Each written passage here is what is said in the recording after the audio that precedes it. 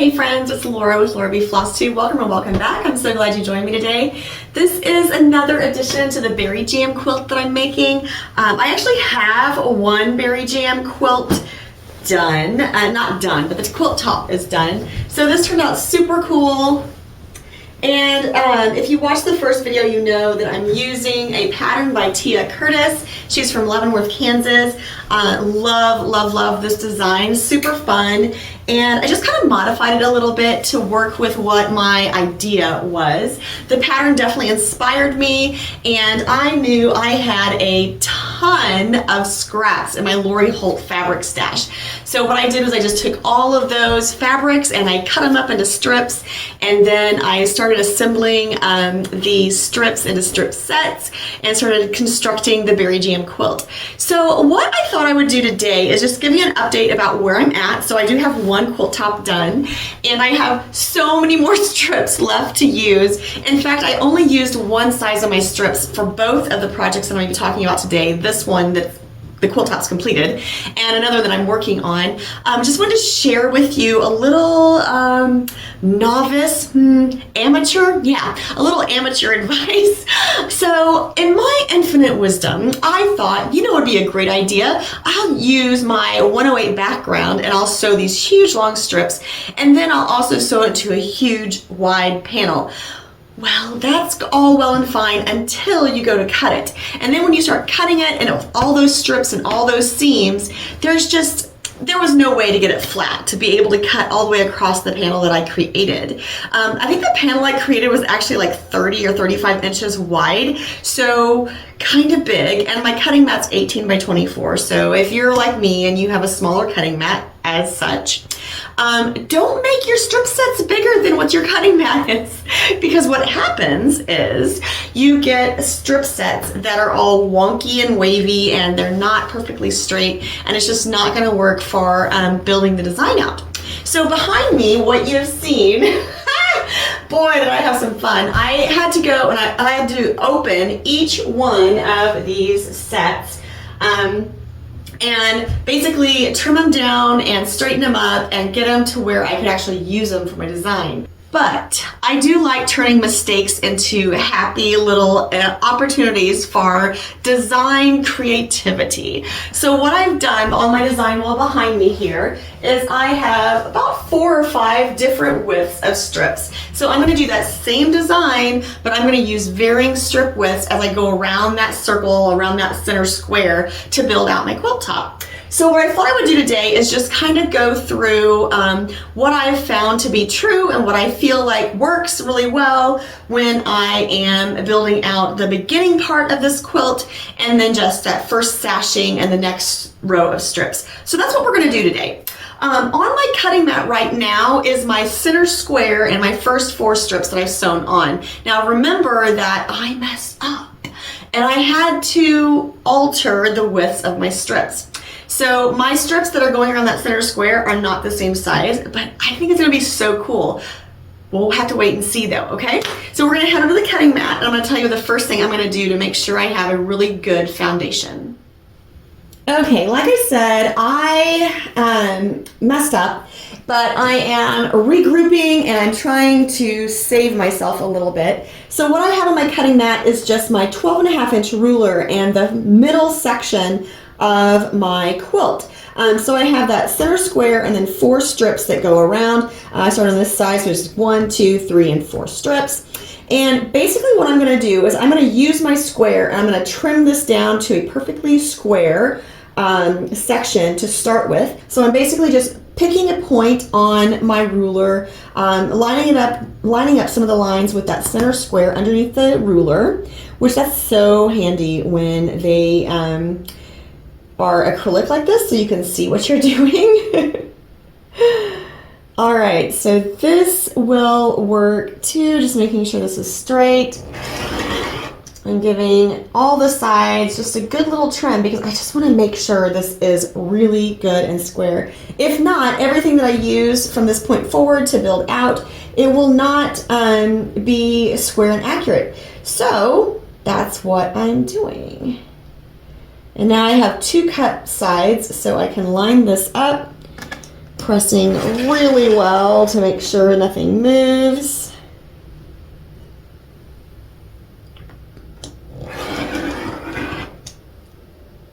I think I need to do one more cut. I probably need a new rotary blade in my cutter, but not right now. All right, so now I know this is really good and trimmed. I don't know if it's exactly square. Let's see where I'm at. I'm at 12¼ by 12. Now I could go ahead and trim this down to a perfectly 12-inch block, or I could just leave it the way it is. I don't think it's really gonna matter, but you know what? Just for giggles, we are gonna go ahead and trim this down to 12-inch square. All right, now the sashing, the pattern calls for one size, but really it doesn't, I don't think it really matters. Whatever you decide is a good sashing width, you're gonna go ahead and sash this entire block. So you're basically gonna put a solid border around it, and then you're gonna build out more strips, the piece strips around the next ring.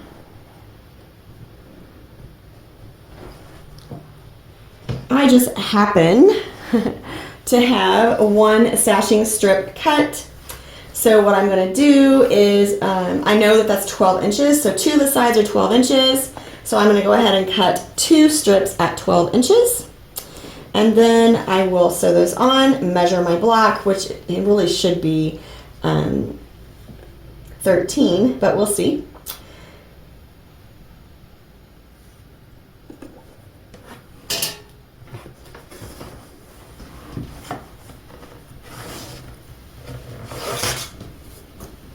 Okay, I need to cut off the selvages down here. Move this over just a smidge. Straighten that back out. And we're gonna cut this at the 13. Because the block is 12, and this was on the 1-inch mark, not to confuse anyone, just threw a little math in my head in there that you didn't actually get to see or hear until I explained it. All right, so we're just gonna sash 2 sides of our block, then we'll cut our other 2 sashings and sash the other 2, and then we'll start sewing on more strips. This is really nothing too crazy. Just gonna lay my strip on here and sew along the edge, 1/4 inch. Make sure I'm matching it up my corners, keeping my edges nice and aligned.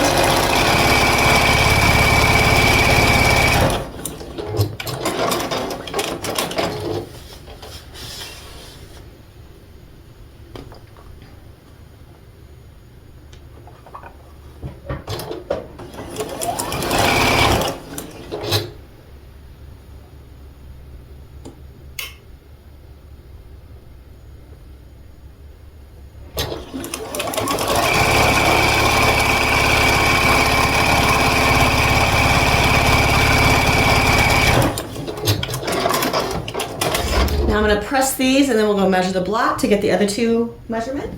All right, so when I lay this on my cutting mat, I can now see that my block is 14¼ which is what it should be. So we're going to grab our sashing strip, match those ends up, and cut at 14¼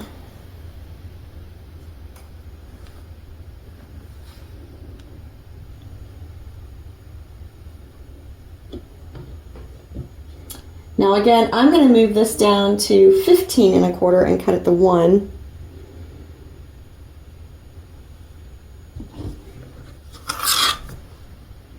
I just like doing that so I'm not cutting right on the edge of the mat.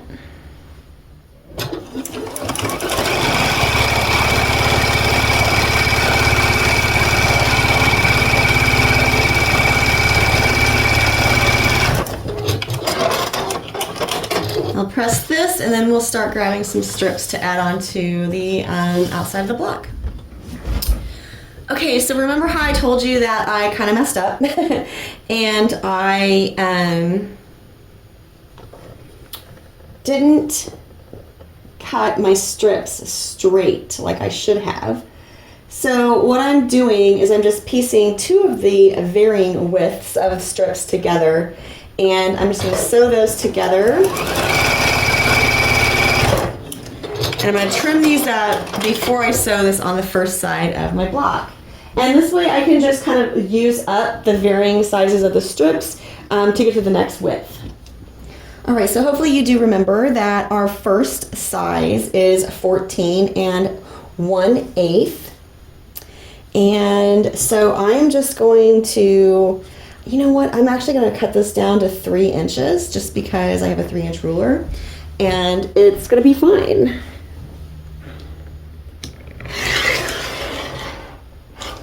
I know I don't need all of it, so it doesn't really matter if this end is straight or not because I'm not going to probably use it. So now I know that my strip is straight, and then I'm just going to take this to the 14 1/4 inch mark. Actually, you know what? I'm not. I'm going to cut a little bit off of this end.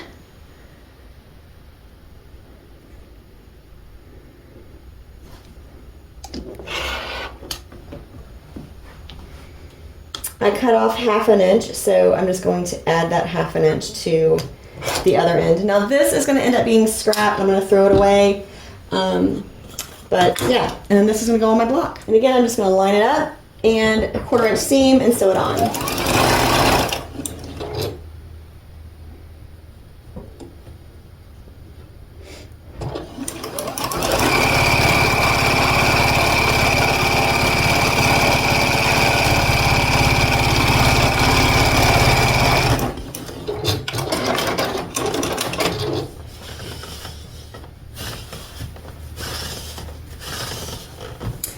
Okay, I'm gonna grab the next strip and sew on my next side.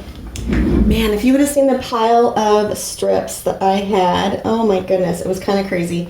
Now, I am taking a chance here, and this is probably not wise, but it's what I'm doing. I am just going to lay this strip set on the side of the block.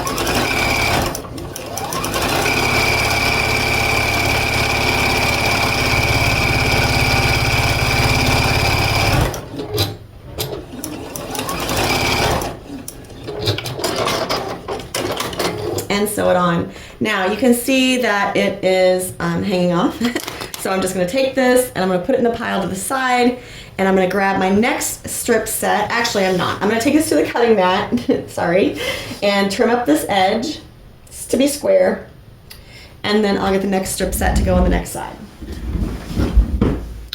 I did sort, since I had so many oopses, as that's what I'll say. I did sort my strip sets and hang them on the design wall kind of by width. They're all varying lengths, but by width they're sorted just so I can move along and grab the different sizes as I need them. Now I could definitely mix in different widths whenever I felt like it, and I might actually do that with the next side. It doesn't need to be square. In fact, I'm kind of excited to see what type of a rectangle I get out of this. All right, and here's our final side of this round, and then we'll do another sashing and we'll go again.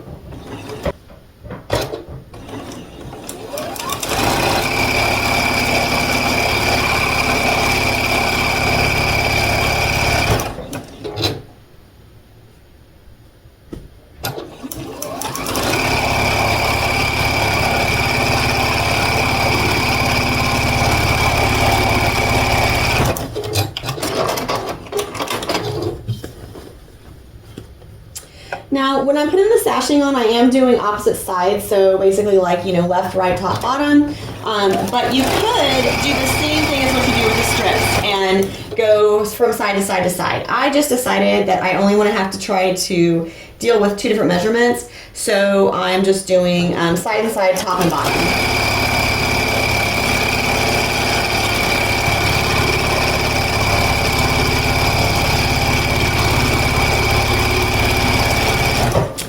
And since this sashing is kind of a, you know, it's a solid kind of background, then it doesn't matter, and you're not going to really be able to tell when it's quilted and everything. So it doesn't really add anything to the design to go around in a circle rather than just doing the sides and then the top and bottom. Okay, so this is where I'm at. I obviously need stashing on the top and the bottom again, and then I'll do another round of strips, and I'm just gonna keep going until I get the size that I want. This is so fun, so cool. I'm not gonna say it's a fast project just because there's a lot of strips to sew together, and depending on how you do that, it may take you longer or shorter, but yeah, it's just so cute. And I'm just thinking inspiration-wise, if you had a specific fabric line that you wanted to use up all the scraps from, or maybe you have several fabric lines that you made quilts with for an entire year, this would be a great way to put them all into one scrappy quilt. So the other thing you could do, obviously, is you could change the size of this center block. You could add in other elements. You could add in some piece blocks if you wanted. This is such a cool pattern, you guys. I really like it, and I'm sure that I'm going to be using it more and more just to have some quilts in the pile in case someone needs a quilt. That always happens, doesn't it? You have, a friend or someone that's either in the hospital or recovering from surgery, or they're sick, or they just, a new house, new baby, new dog, I don't know, whatever. And you're always like, oh man, I need a quilt to give them just because it's a thoughtful gift. And then that pile disappears because quilts have been given away, and then you got to replenish the pile. So I think I'm going to have a couple of these in the pile. Hey, I hope you enjoyed today's little tips and tricks for the Berry Jam quilt. Until next time, find joy in all you do, carve out some time for crafting and creating, and make sure it's always happy stitching.